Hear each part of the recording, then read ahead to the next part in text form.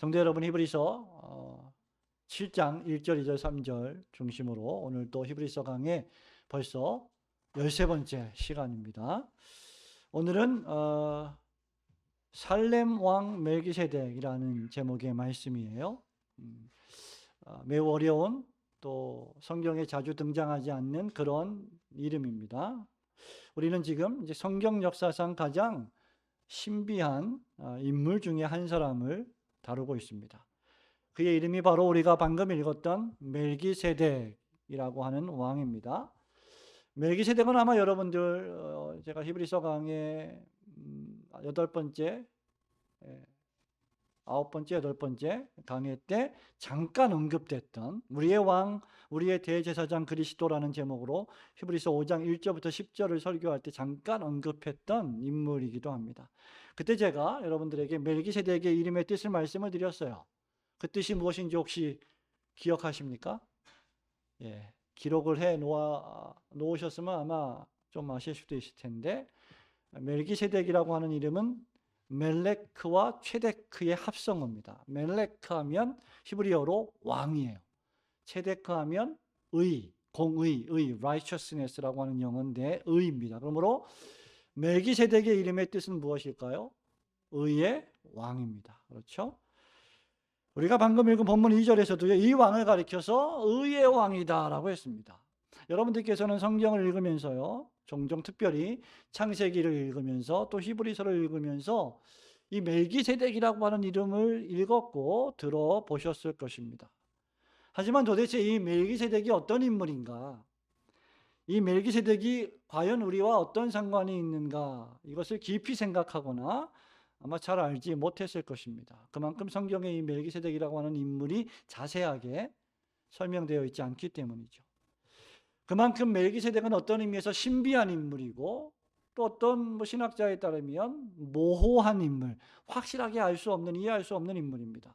그리고 그렇기 때문에 매우 논쟁적인 인물이에요.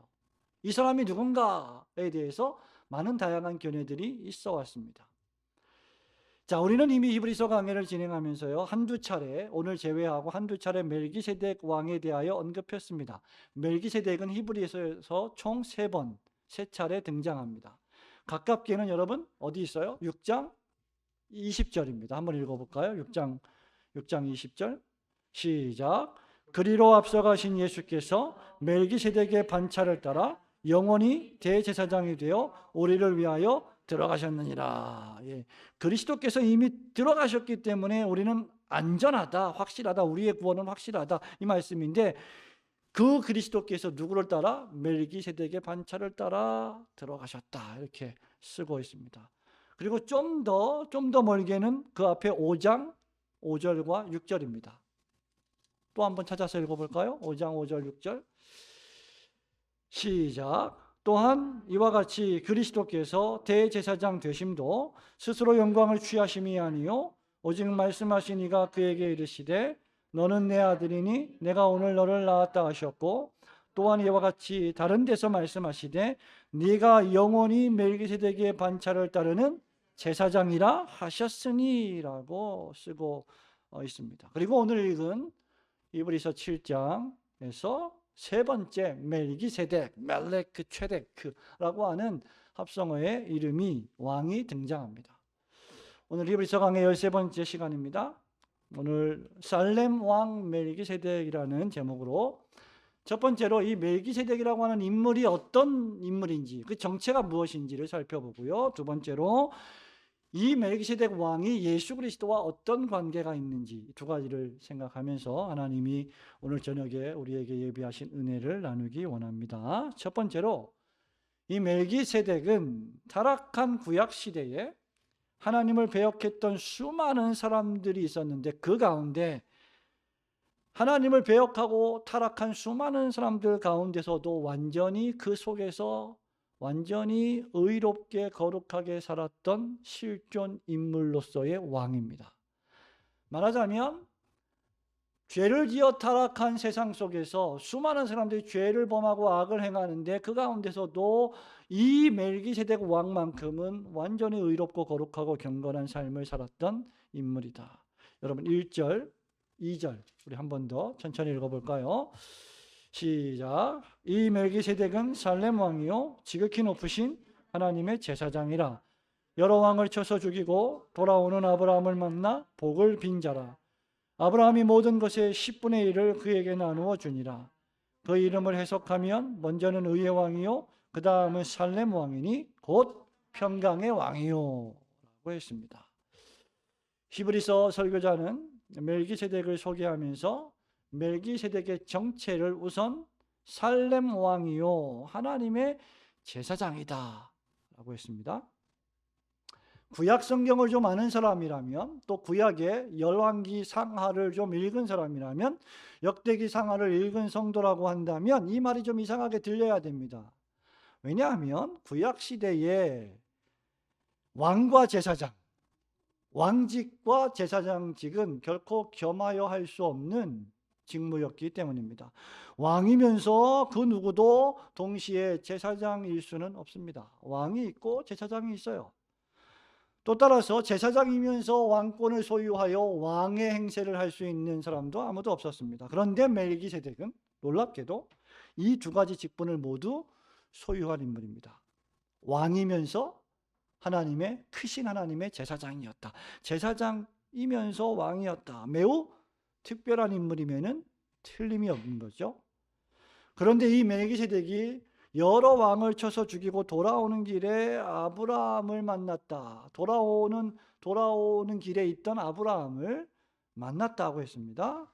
아브라함을 만난 멜기세덱은 아브라함을 축복했습니다. 2절에서 아브라함은 자신을 축복한 멜기세덱 왕에게 뭘 바쳤어요? 10분의 1이라고 하는 예물을 바쳤습니다. 우리는 이 사건을 어디서 찾을 수 있을까요, 여러분? 구약 성경 어디에 있을까요? 창세기 14장 18절부터 17절부터 20절에서 찾아볼 수가 있습니다. 사로잡혔던 조카 롯을 구하기 위해서 훈련된 318명의 전사를 데리고 아브라함이 전쟁을 하러 떠납니다. 여러분 창세기 14장 펼쳐볼까요? 17절부터 20절 말씀을 오늘 이 살렘 왕 멜기세덱을 잘 이해하기 위해서 반드시 읽어야 될 말씀입니다. 14장 17절부터 20절까지 읽어봅니다. 시작.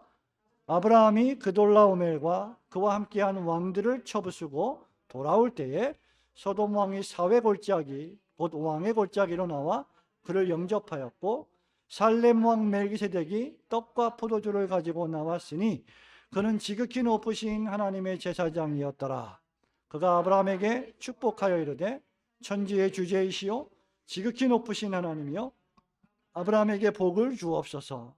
너희 대적을 내 손에 붙이신 지극히 높으신 하나님을 찬송할지로다 하매 아브라함이 그 얻은 것에서 10분의 1을 멜기세덱에게 주었더라. 말하자면 지금 아브라함이 전쟁에서 승리한 것은 높으신 하나님께서 복을 주셨고 그 모든 대적들을 아브라함의 손에 붙이셨기 때문이고 하나님께서 약속하셨기 때문이다라고 지금 멜기세덱 왕이 축복하며 기도하고 있는 거예요.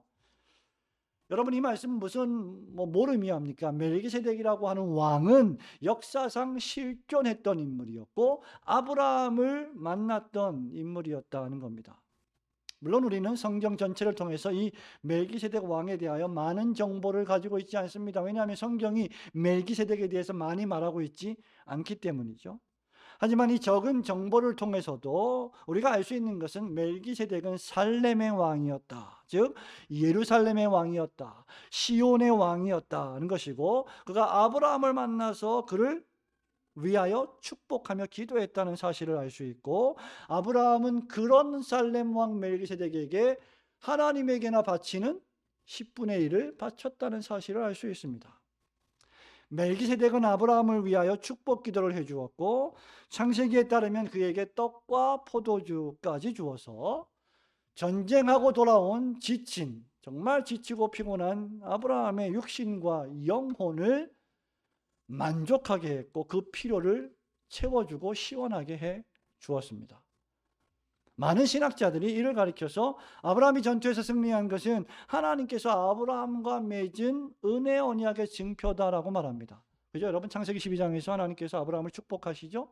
내가 너의 후손을 하늘의 별과 같이 바닷가에 모래알 같이 많게 하겠다. 그게 아브라함 언약이에요. 그 언약의 증표로서 전쟁에 승리하게 하셨다는 것이죠.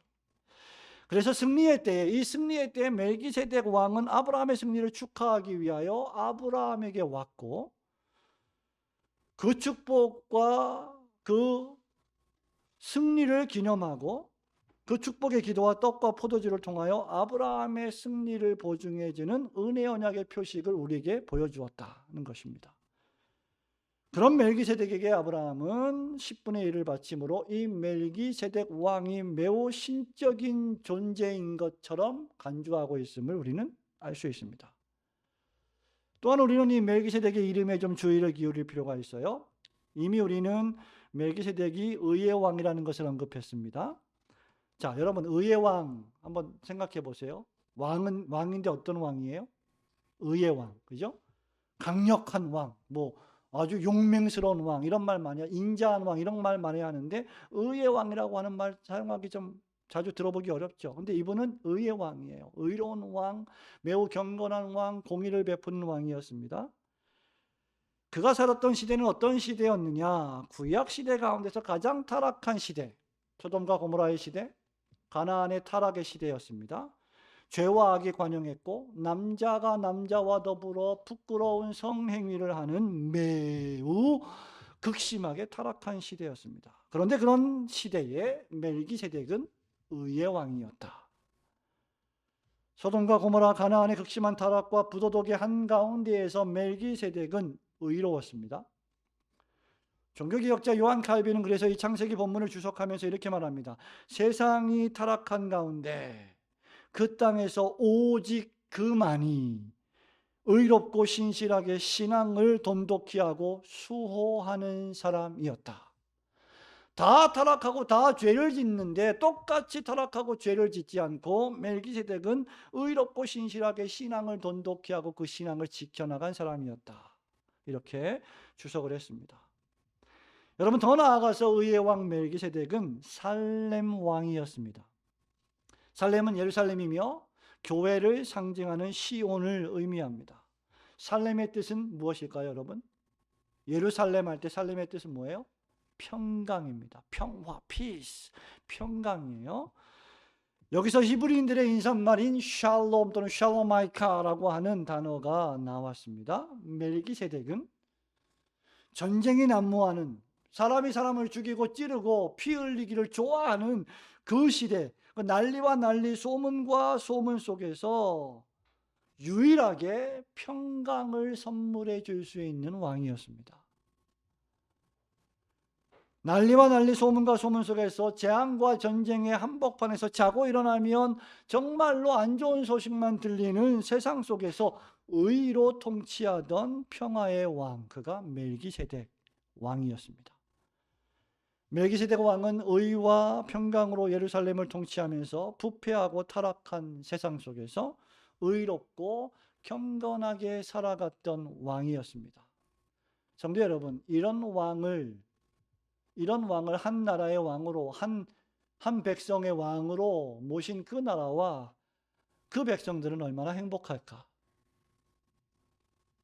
마찬가지로 그리스도인들 역시, 여러분들 역시 이 죄와 악으로 가득 찬, 죄와 악의 사상과 문화로 점철되어 있는 이 타락한 사회 속에서 의와 평강 가운데 살면서 거룩과 경건을 추구하며 살아가야 할 사람들입니다. 단순히 종교적으로 주일날 교회 나와서 예배 행위를 하고 일주일 동안은 전혀 예배 행위와 아무 상관없이 살아가는 존재가 아니라 일주일 내내 의를 추구하고 평강을 사모하며 거룩과 경건으로 살아가야 할 존재들, 즉 세상의 소금과 빛으로서의 삶을 살아갈 존재들이 바로 그리스도인들이요, 그들이 바로 살렘 왕 멜기세덱 왕의 후예들인 것입니다. 그러므로 여러분, 멜기세덱 왕, 지금 오늘 저녁에 우리가 잠시 살펴보는 멜기세덱 왕을 생각하면서 이 타락한 세상 속에서 의롭고 거룩하고 경건하게 살아가시는 성도들 되시기를 주님의 이름으로 축원합니다. 아멘. 두 번째로 멜기세덱 왕은 하나님의 아들 주 예수 그리스도와 그분이 하신 일을, 그 다음 단어가 중요한데요, 예표하는 대제사장입니다. 다시 말씀드립니다. 멜기세덱은 하나님의 아들 예수 그리스도, 주 예수 그리스도와 그분이 하신 일을 예표하는 또는 상징하는, 영어로 prefigures, 미리 어떤 모습으로 보여주는, 예표하는 대제사장이시다. 자, 3절 말씀을 우리 함께 읽겠습니다. 3절 시작. 아버지도 없고 시작한 날도 없고 생명의 끝도 없어 하나님의 아들과 닮아서 항상 제사장으로 있느니라. 아멘. 여러분 여기 보세요. 없고가 도대체 몇 번 나옵니까? 예? 없는 분이에요. 이분은 한마디로 표현하면 뭔가 없는 분이에요. 결핍되어서 없다는 말이 아니라 우리와 다른 분이다, 이거 얘기하고 있는 거죠. 지금 3절에서 오늘 우리가 조금 더 깊이 생각해 보고 있는 멜기세덱 왕은 단순히 우리 신앙생활에 모범이 되시는 분만은 아닙니다. 멜기세덱 왕은 하나님의 아들 주 예수 그리스도, 구세주 우리의 주님 그리스도를 예표하고 있기 때문입니다. 그래서 멜기세덱 왕을 잘 아는 것이 중요한 일이죠. 우선 멜기세덱은 살렘 왕이요 하나님의 제사장이었으며 아브라함에게 복을 빌었으며 아브라함으로부터 10분의 1이라고 하는 예물을 받은 분입니다. 그는 의의 왕이요 살렘 왕이요 평강의 왕이라고 했습니다. 그런데 결정적으로 3절에 가니까 그는 아버지도 없고 어머니도 없고 족보도 없다. 그죠? 시작한 날도 없고 생명의 끝도 없다. 여러분, 이 5가지, 아버지, 어머니, 족보, 시작한 날, 생명의 끝, 이거 누구에게 적용되는 거예요? 아니, 사람, 그죠? 이게 없는 사람이 아니라 이거 전부 다, 이거 있는 사람들, 아버지도 있고 어머니도 있고 족보도 있고 태어난 날도 있고 죽은 날도 있는 사람이라고 얘기했네 제가. 이거 누구에게 적용돼요? 사람입니다. 근데 이분은 그게 없는 분이에요. 그죠? 이분은 하나님의 아들과 닮아서 항상 제사장으로 있다고 했습니다. 그래서 어떤 신학자들은 이 멜기세덱을 사람이 아니라 천사와 같은 천상적인 존재다라고 주장하기도 하고, 성육신하시기 이전에 예수 그리스도의 모습이었다라고 말하기도 합니다. 그런데 이런 주장은 성경 본문에, 우리가 읽은 본문에 전혀 암시되어 있지 않아요. 구약 시대에 예수 그리스도께서 여호와의 사자로 현현 나타나신 적이 종종 있습니다만은 멜기세덱이 예수 그리스도로 나타나신 적은 없습니다. 구약 성경에도. 그리고 우리가 읽은 말씀에도 그런 암시가 없어요. 그리고 또한 만일 성육신 하시기 이전에 그리스도시라면 이 멜기세덱을 그리스도와 닮은 분이다, 하나님의 아들과 닮아서라고 말할 필요가 없는 거죠. 이분이 그리스도이시기 때문에. 그죠? 멜기세덱이 하나님의 아들 예수시라고 말하지 아들과 닮아서라고 말할 필요가 전혀 없기 때문입니다. 그러므로 이분은 그리스도가 아니에요. 그리스도를 예표하고 있지만 그리스도가 아닙니다. 이런 의미에서 구약의 멜기세덱 왕은 신약에 사람의 몸을 입고 이 세상에 오실 메시아 구세주 예수 그리스도에 관한 예표입니다. 예표란 앞으로 올 어떤 사람을, 그 사람이 오기 전에 어떤 인물을 통해서 미리 보여주는 겁니다. 예를 들면 모세는 그리스도의 예표이십니다. 왜? 마지막 날에 내가 하나님께서 너와 같은 선지자 하나를 세울 것이다, 하나님이 예언하셨기 때문이죠. 그런 경우에 그리스도의 예표가 되는 것입니다. 그러므로 멜기세덱이 얼마나 예수 그리스도를 잘 예표하는 인물인지 생각해 볼 필요가 있습니다. 자, 보십시오. 멜기세덱은 하나님의 아들과 닮았다고 했어요. 예수 그리스도는 하나님의 형상이십니다. 예수님은 하나님의 독생하신 아들이십니다. 독생하신 아들이라는 말은 하나님 아버지가 낳으셨다는 말이 아니에요. 하나님으로부터 나왔는데 그분은 유일무이하게 단 한 분밖에 없는 특별한 분이다, 그걸 의미할 때 모노게네스, 독생하셨다는 뜻을 의미하는 것이죠. 멜기세덱은 살렘 왕이요 지극히 높으신 하나님의 제사장입니다. 예수님은 온 세상의 왕이시요 지극히 높으신 대제사장이십니다. 멜기세덱은 아브라함을 축복했습니다. 예수 그리스도는 모든 하나님의 언약의 백성들을 축복하십니다. 지금도 하나님 보좌 우편에서 우리를 위하여 중보하며 기도하고 계십니다. 멜기세덱은 아버지도 어머니도 족보도 생명의 시작도 끝도 없습니다. 예수 그리스도는 하나님이시며 출생하신 날이 없고 죽는 법도 없습니다. 그분은 생명 자체입니다. 나는 곧 길이요 진리요 생명이니 나로 말미암지 않고는 아버지께로 올 자가 없다라고 요한복음에서 우리 예수님 친히 말씀하셨습니다. 멜기세덱은 항상 제사장으로 있다고 했습니다. 예수 그리스도는 영원토록 대제사장으로 계셔서 우리를 중보하셨고 지금도 중보하고 계십니다. 이 모든 사실에서 우리는 무엇을 알 수 있을까? 멜기세덱 왕이 온 세상의 왕이신 주 예수 그리스도를 완벽하게 예표하고 있다는 것입니다.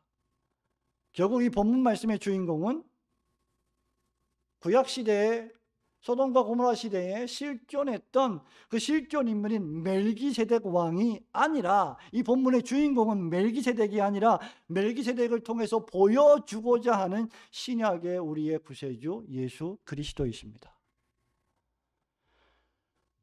왜 우리가 설교할 때 구약의 신구약의 인물들을 들어서 이 인물들을 담자라고만 모범적인 설교만 해서는 안 되는지의 이유가 여기에 있어요. 왜? 그들이 주인공이 아니기 때문이죠. 그들을 통해서 우리는 그리스도를 보아야 합니다. 물론 우리는 그분들의 신앙을 본받아야 하고 그분들의 신앙의 모범을 따라갈 필요가 있습니다. 그러나 거기서 끝이라면 그것은 매우 수준 낮은 그런 메시지요, 그런 어떤 신앙의 모범이라고 할 수 있겠죠. 우리의 모범은 그분들을 통해서 역사하신 주 예수 그리스도이십니다. 그것이 바로 히브리서 설교자가 계속해서 여러분 4절부터 마지막 28절 7장 전체를 할애해서 이 멜기세덱이 얼마나 높으신 제사장인지를 설명하는 이유입니다. 예수님이 대제사장으로서 우리의 죄를 단번에 영원한 제사를 드리심으로 우리의 구원을 완성하셨습니다. 멜기세덱 왕은 예수 그리스도를 보여주고 있습니다. 여러분 7장 27절 말씀을 볼까요? 7장 27절 우리 함께 읽어봅니다. 시작. 그는 저 대제사장들이 먼저 자기 죄를 위하고 다음에 백성의 죄를 위하여 날마다 제사 드리는 것과 같이 할 필요가 없으니 이는 그가 단번에 자기를 드려 이루셨습니다. 아멘. 예수 그리스도이십니다. 아브라함이 승리하고 난 후에 멜기세덱 왕이 아브라함을 축복하고 떡과 포도주로 위로한 것처럼 우리가 이 지상생애 동안 영적 전투를 다 마치고 신앙의 경주를 다 끝내고 언제가 될지 모르지만 여러분 우리가 다 시간차가 있이 하나님 나라에 갈 텐데 언제가 될지 모르지만 반드시 그날이 올 거예요 우리에게. 그런데 그때 온 세상이 보는 앞에서 심지어 원수들이 우리의 발등상이 되게 하시기까지 예수 그리스도께서 우리를 축복하실 것입니다. 지금도 예배로 축복하시고 지금도 주일날마다 말씀으로 축복하시고 시마다 때마다 세례와 성찬으로 우리를 축복하시고 하나님의 나라를 기대하고 소망하게 하십니다. 근데 그날에 종말의 날에 주님이 다시 오시는 날에 우리가 죽는 그 순간에 원수들이 우리의 발등상이 되게 하셔서 우리를 축복하실 분이시다. 누가복음 20장 40절부터 41절에서 예수님이 시편을 인용하시면서 이렇게 말씀하셨어요. 시편에 다윗이 친히 말하였으되 주께서 내 주께 이르시되 내가 내 원수를 너의 발등상으로 삼을 때까지, 무슨 말이에요? 네 원수들을 전부 네 발 앞에 무릎 꿇릴 때까지 발 밑에 둘 때까지 내 우편에 앉았으라 하셨도다 하였느니라. 그리스도와 함께 영적으로 왕 노릇하는 그리스도인들을 언급하고 있는 것이죠. 그날에, 그 종말의 날에, 주님이 다시 오시는 날에 우리가 우리의 의가 되시고 우리의 평강이 되시는 주 예수 그리스도를 통하여 우리는 완전한 의를 맛보고 완전한 평강을 맛보게 될 겁니다. 이 일을 위해 그리스도는 친히 대제사장이 되시고 친히 우리를 위한 제물이 되셔서 십자가에서 우리를 위하여 피 흘리셨고 돌아가셨고 우리를 위해 다시 사흘 만에 부활하셨습니다. 지금은 하나님 보좌 우편에 앉으셔서 오늘도 예배드리기 위하여 이 예배당에 나와 말씀을 듣고 기도하는 여러분들을 위하여 중보하며 기도하십니다. 우리는 그 예수 그리스도와 함께 주님 오실 때까지 왕노릇하게 될 것입니다. 오직 예수 그리스도만이 우리의 죄를 없이 하시고 의롭게 만들어 주실 수 있으시기 때문이죠. 오직 예수 그리스도만이 이 손안한 세상 중에서 이 평강과 안식이 없는 복잡한 세상 속에서 단 하루도 바람잘 날이 없는 이 타락한 세상 속에서 우리에게 진정한 마음의 평강을 주실 수 있는 분이시기 때문입니다. 바로 이런 이유 때문에 히브리서 설교자는 우리에게 1장부터 7장 현재까지 너희들이 여러 고난 가운데서도 여러 시험이 와도 사단마귀가 너희를 유혹해도 흘러 떠내려가지 말고 예수를 깊이 생각하고 그 예수 그리스도를 굳게 붙잡으라고 끊임없이 격려하고 권면하는 이유입니다. 혼돈과 고난의 시대에 우리의 의와 평강이 되시는 주 예수 그리스도를 깊이 생각하고 그분에게 굳게 붙어 계시는 성도들이 되시기를 주님의 이름으로 축원합니다. 사랑하는 우리 성도 여러분, 말씀을 맺습니다. 우리는 구약의 멜기세덱 왕을 통해서 예수 그리스도와 그분이 하신 일을 생각해 보았습니다. 멜기세덱 왕은 비록 그리스도를 예표하는 구약의 의롭고 경건한 왕이었지만 그리스도는 아니었습니다. 멜기세덱은 비록 위대한 인물이었지만 그리스도는 아니었습니다. 성도에게 길이요 진리요 생명이 되신 분, 그분은 오직 한 분, 우리 주 예수 그리스도이십니다. 그분에게 가야, 예수 그리스도에게 가야 비로소 우리에게 길이 열리고, 예수님에게 가야 그분과 함께 있어야 비로소 우리가 진실하게 되고, 예수 그리스도 안에 있어야 비로소 우리는 참된 생명을 얻을 수 있습니다. 그 결과 우리는 비로소 그때서야 참된 평강과 휴식을, 안식을 얻을 수 있습니다. 예수 안에 가지 않으면 우리에게 참된 안식은 존재하지 않습니다. 성도 여러분, 세상이 여러분들에게 주는 거요, 어떻습니까? 돈, 재산, 큰 집, 안락한 환경, 높은 권력, 세상의 명예, 뭐 다 필요합니다, 우리에게. 그런데 그 모든 것들은 불완전해요. 완전하지 않습니다. 유한합니다. 그리고 쉽게 흔들려 버려요. 사라져 버립니다. 자꾸 거기에 소망을 두면 우리의 평강이 깨지는 거예요. 그리스도 예수께서 주시는 모든 것들만 완전하고 무한합니다.